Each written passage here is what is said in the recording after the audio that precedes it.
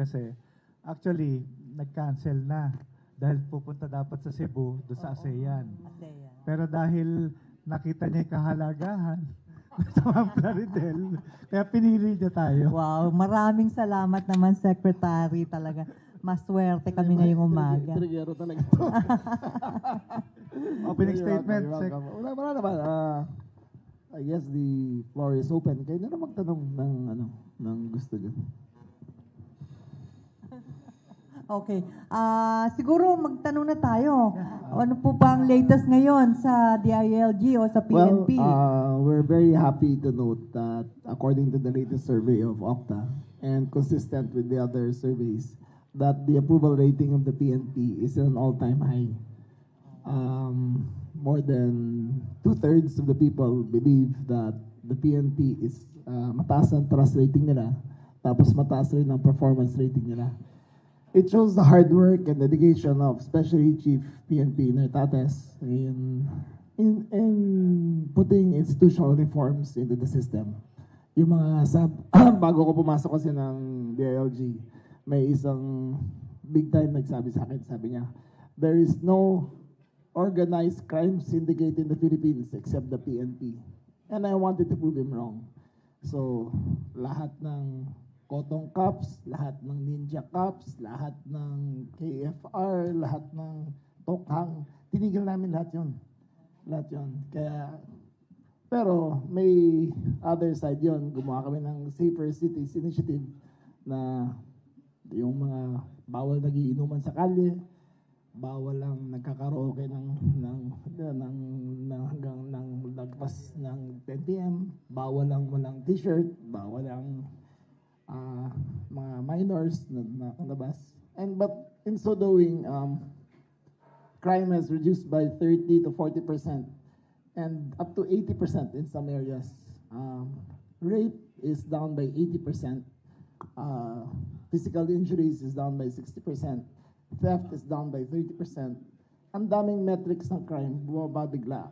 With simple initiatives lang na ginawa namin. So, I'm very proud of that.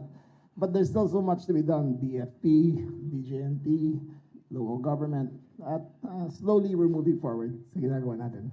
Sec, yun nga, no, napansin ko, bumaba yung crime index almost, lahat Tapos, tumaas pa yung rating ng kaya may correlation siya. Ngayon, yung PNP kasi, panahon pa ni FBR, di ba yung mga scalawags? Tapos yung panahon ni Senator Ping Lacson, naayos niya rin PNP. Ngayon, Caviteño na naman yung sa DILG, naayos uli yung PNP. So talagang yung parang leadership by example talaga yung kailangan dyan. Wow, very good naman po tayo doon. Ito pong mga nakahubad sa public places, maliwanag na ba sa ating kapulisan na talagang ito lang ang dapat nating sisitahin o hulihin? Yung isa talagang kasong yun sa Mandaluyong, yung namulat kami lahat na hindi naman pwedeng masyadong mahigpit. There are times that it's appropriate, katulad din nagko-construction na mainit talaga. But there are times that it's not. Pwede ka ba naglalakad sa Shaw Boulevard, kayo barkada, lahat kayo walang t-shirt. Siyempre, higpit tayo mo yung mga ganyan. So it's just a measure of civility na mas maging maayos yung mga tao. There is nothing wrong kahit nakasando ka naman pwede. Pero yung mga nagtatrabaho, na-address naman namin lahat yun. So, Sec, pagka yung basketball sa barangay, bawal na yung hubad versus... Hindi, pwede yan. Gawain natin yun. Gawain natin dati yung skin shirts, di ba? Pwede pa yun. So, Twinkle, napansin ko, yung isang bureau sa under ng DILG na hindi na re-reform, yung Bureau of Fire Protection. Ang dami ng reklamo ng mga business establishment, bibili ng fire extinguisher sa DIY na worth 600. Yes. At Biglang merong fire officer na mag-i-inspect, hindi pwede yun. extinguisher. Ito po yung official na 6,000. Yung kulay green. So, natuwa nga ako nung biglang inano ni Sec John Vic yung BFP. Pakikwento nga paano natin natisod yung mga racket dyan at yung reforma ngayon na ginagawa sa Bureau of Fire Protection. Unbelievable. Kung merong organized crime syndicate, yun yung BFP. biro mo nung may statistics kami. Yung fire truck ng 2015, 5 million. One spec. Pagdating ng 2018, naging 10 million. Exactly the same, ha? Pagdating ng 2021, naging 15 million. Diba? 200% escalation ng price for the same unit. Diba? Nung umupo ako, mga 1 month into the job pa lang, bigla nang may bumulong sa tropa ko, basta sa mga hindi ko matanggihan. Pakisabi kay Sec na may 1.5 billion siya sa kada truck. Sabi ko, doon lang naman, sabi ko, ganun pala yun. Diba? Inimbestigahan ko na sila ngayon. Inimbestigahan ko ang back, inimbestigahan ko ang pricing, commercial pricing versus government pricing. Tinignan ko yung proseso. Yun, awa ng Diyos. Mga 49 officials ng BFP, buong back, buong directorate, lahat yan, kinasuhan ko na sa ombudsman. After careful investigation on our part, na kasuhan na namin So, sila. as of now, suspended to mga officials Yes, na yan. suspended sila. Magaling si bagong director Quan Chu, na marami siyang ayos. Yung ano na yan, yung fire extinguisher na yan, dati pangangal yan. So ginagawa namin ngayon, yung mga inspectors sa Metro Manila, lahat 100%, 650. Tinanggal ko lahat, tinapo ko sa Basilan, Tawi-Tawi, Sulu. Doon kayo maglako. Kasi 100% infected eh. So ngayon, yung mga bagong dumating dito, naka-body cam na sila, nag-operate. Tapos kung may complaint, mabilis kami nag-act agad. Since then, another 4 na huli namin. So, slowly nadidismantle na namin yung sistema nila. Parang sindikato na rin talaga yan, sir. Sindikato talaga sila. Sindikato na talaga. Tsaka hindi napapansin yan. Actually, pag may sunog nga, pagka nag-abot ka raw sa fireman, yung babasain yung Yes. bahay mo hanggat para hindi madilaan ng Oo. apoy. Mm. Ano yan sa ground na yan. Oo. Saan ka nakarinig? Sasali ka ng BFP. Ang entry fee mo, 800,000. 800,000. 200,000 to 800,000. Ang directive ko ngayon sa lahat ng regional directors, basta qualified, live Facebook, bubunutin yung pangalan. Sasabihin ko sino tanggap. Para wala nang masabi, wala nang under the table. Transparent na yung Transparent na. Yung mga na-i-assign ninyo sa matilayong lugar, nababantayan nyo ba kilos yan? Baka doon naman lumaraket ngayon. Wala silang mararakit doon. walang sunog sa basilan. Yung dinadala ko sa lugar na walang action. Diba? Doon muna sila, palamig muna sila doon. Okay. Mapunta naman tayo sa PNPA hazing incidents. Meron pa ba ngayon? Merong mga Well, we put reforms in place. We're changing the curriculum. Primary, ginawa namin, wala nang access ang seniors sa mga junior classmen nila sa gabi.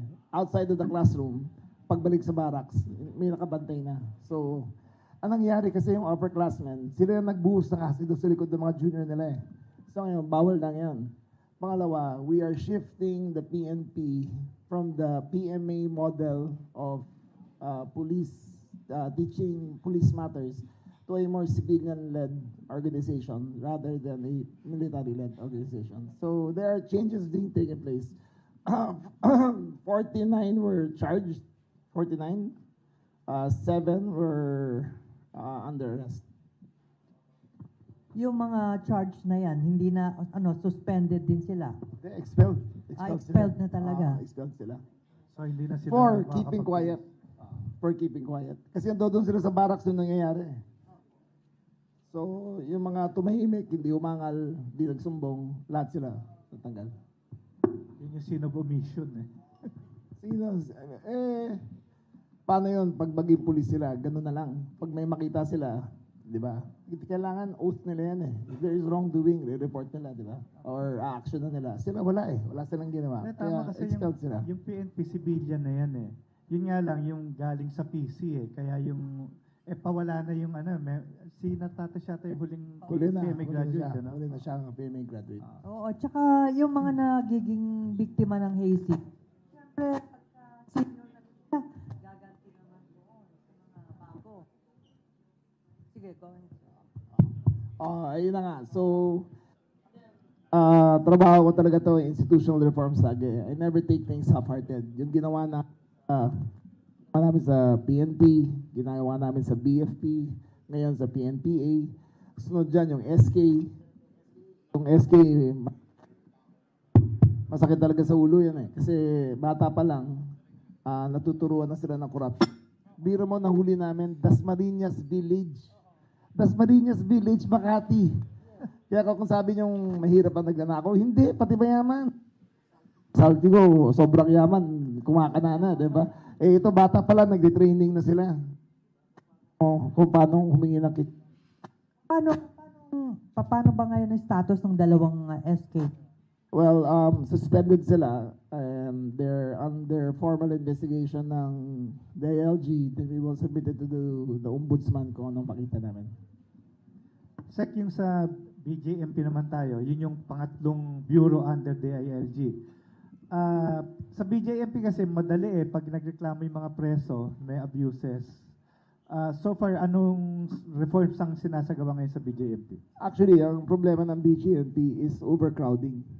So, kung titingnan mo kasi, last on the priority ang mga PDLs ng gobyerno. We are mga 300% above capacity. 300%. Kung pupunta ka sa kulungan ng Pasay, ang kwartong, kalahati nito, 200 ng preso. So, Mga ano lang yun, Sec? Mga 50? mga ganyan, mga 50 to 80 square meters. 200 ang nagsisiksik. 200. Wala nang nakakahiga dyan. Nakatayo may lahat. nakatayo, may nakaupo, may nakahiga. Tapos may nakahiga, kaya tatayo. Yung ito, shifting sila sa... Salitan sila. Salitan sila. So paano? Ano yung immediate na ginagawa natin for them? Well, hindi kasi sila priority ng Congress para pondohan eh. Ang mas priority nila siyempre yung law enforcement at saka yung ibang mga agencies. Pero we're trying, nilalagay namin sa budget namin yan. Pero pagdating sa budget process, laging nawawala yun. Pero may subsidy sa LGU, di ba, yung mga municipal Yung iba na kaya, nag-subsidize sila. Katulad Manila City, nag-subsidize sila. Quezon City, nag-subsidize sila. Yung iba, pero most of them, kukunti lang nag-subsidize ng LGU. Kung kaya nung... Pero may Kung ira kaya lang. sila eh. May ira. Meron, malaki. Malaki Oo yun nga, nila. ba't hindi Oo. gamitin? Siyempre, politically, hindi expedient sa kanila ang pansinin ng BGNP. Mas politically effective na tumulong sila sa police kaysa tumulong BGNP. And Twinkles, speaking of politics, may Opo. tatanong ka. Dati may plano Ba't kang... ko dinala sarili ko doon? Parang Ano mali po ang ba? entry ko ron. Ano na po ba ang latest sa plano nyo sa politika? Dahil may plano sana kayong tumakbo for president. Pero nag-iba isip ninyo. Bakit ho nag-iba isip nyo? Well, kasama sa buhay natin yan na paminsan the virtue of ambition serves a purpose. Diba? You aim higher than you really can. But I didn't want that virtue to become a vice na yun na lang inahabol ko. I want to do my job for the right reasons. Ginagawa ko lahat ng reforms for the right reasons. If the people appreciate it, great, diba? If they don't, okay lang rin. Okay lang rin. I see that I still have a wide perception gap na kailangan kong i-bridge. Ibang pagkakaintindihan sa akin, ibang appreciation na sa akin, and maybe there are other people that they think are more ready for the job. Tingin nila sa akin kasi burgis, tingin nila sa akin elitista. Pero what they don't understand is that every single institution I've entered, I've always made it better. I always study. I'm very intellectually curious. I do my best. I've always cut corruption. I've always been honest in all my dealings. Wala kang maririnig na negosyante kahit saan na pumasok ako, naaangal sila sa mga nangyayari doon.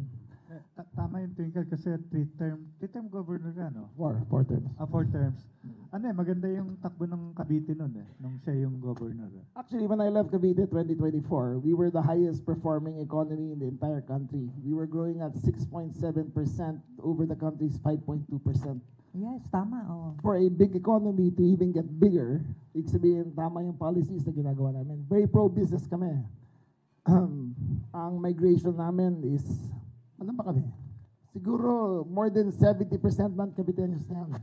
And every single developer, ang dami niyan, mula bilyar hanggang maliit na malaki, walang makakapagsabi na humingi ako ni piso para pumasok sila. Wala akong SOP, wala yan. Sabi ko, masok kayo dito, maghanap buhay kayo. Pag maghanap buhay kayo, may trabaho. Pag may trabaho, mas kalmado. So, ganun lagi ang ano namin. So, babalik ka ng Cavite. Sure, for sure. It's part of the plans, yes. Ano doon na.